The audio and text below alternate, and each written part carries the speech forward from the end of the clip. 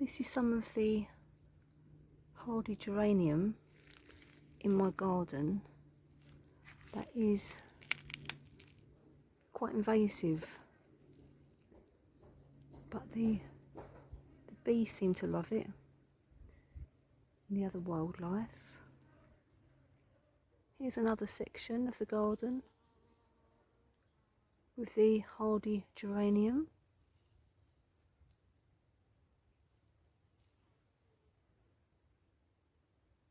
Seems to be two varieties. There's this type here and this other type that hasn't got the rounded petals. Just here, this one.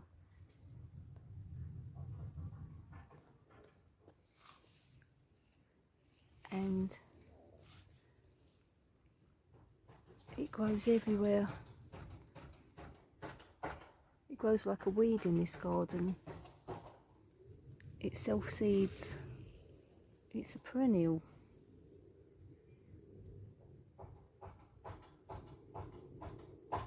And yet more of it all along here, in here, and over here.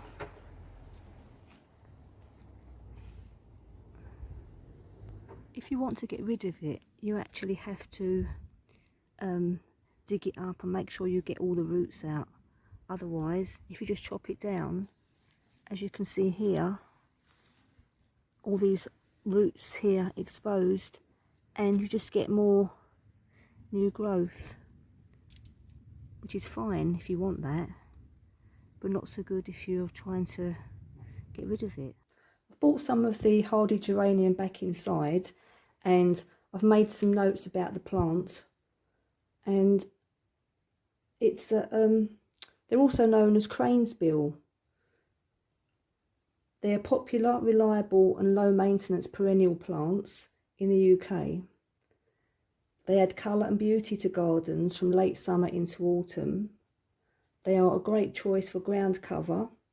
They're versatile, thriving in various conditions, including full sun or partial shade and different soil types. Now, the reason they're called cranesbill is due to the shape of their seed heads, which resemble the beak of a crane. Well, I haven't got a picture of a crane to show you, but I've got a picture of a heron, and they're pretty similar as in their bills. So if I hold that picture there and I hold that next to it, you can see the similarity between the seed head and the bill of the bird. Now also, the name geranium itself comes from the Greek word geranos. I don't know if I've pronounced that correctly, but it's spelled G-E-R-A-N-O-S, which also means crane. So that's interesting, isn't it? Now, I've made a few notes in my sketchbook here about this hardy geranium, and in a nutshell, they're long flowering, hardy, versatile, low maintenance, ground cover, wildlife friendly. You get them in a variety of colours and forms, such as blue, purple, pink and white. So now what I'm going to do is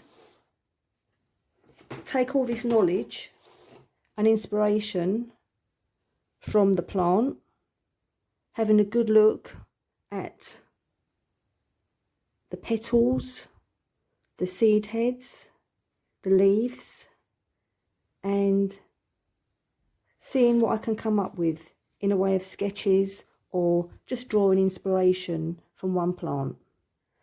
So I've made a start doing some sketches using this geranium plant as my inspiration, and I was looking at the leaves and trying to, in this instance, trying to make it not very complicated, just doing the basic outline of the leaf.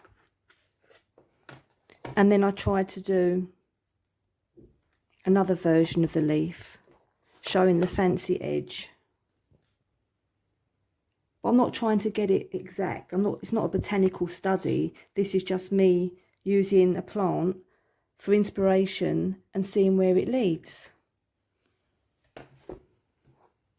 Oh, and this bit here is the bit that looks like the crane's bill.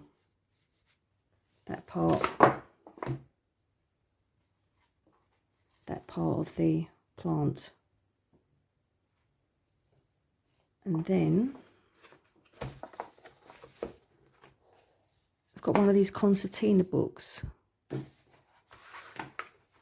And then I drew the leaf again, but I don't know why. I painted it pink thinking it was the flower. But anyway, that's another outline of a leaf. And that's a close-up of one of the leaves again. Of one of the parts of, not the whole thing, just a section of it. So just a section of the leaf drawn there. Just a leaf detail. Another picture of the crane's bill. And here, when I was drawing the flower, I noticed that there's 5 petals, 5 equal-sized petals. And if you look, they're like, each of the petals is like a little heart shape. So they're heart-shaped petals, and there's 5 per flower. This bit here was just looking up the detail, close-up detail on the leaf. So on my phone, I magnified, put it on macro, and took a picture, and that's what it looks like. The veining in the leaf, close up. So that's interesting, isn't it? Could get some good, interesting effects with that. And then here is a close-up of one of the flowers, looking at the veining in the petals and looking at more detail. As I say, this isn't meant to be a botanical study. This is just looking at something and really looking at it and seeing the different shapes and just seeing if anything stands out to me, really, if I get any inspiration from anything or any ideas. And then again, I'm quite fascinated with these crane's bill parts, aren't I? And I noticed that they're green, and then the ends, like little bits here, the tips are pink, the same colour as the flower petals. And if you look at the end, if you look at one of them, don't know if you can see it on the camera, but if you look at it, I think it's going to pick it up. If you look at it head on, it actually looks like this little bit here is like a little star shape. So if you look head on, there's like the little star shape, and then underneath that, this bit here, there's another 5-pointed star shape. So yeah, there's a star there at the very tip, and then further down another star shape, which is that bit here. So I thought that was interesting as well. So far, from looking at this plant, that's some of the things I've picked up, some observations I've made from looking at it. So I'll just carry on doing that, and I'd encourage you to do the same. Pick out a plant, doesn't have to be anything fancy, and then just see how far you can go with it, go with exploring it.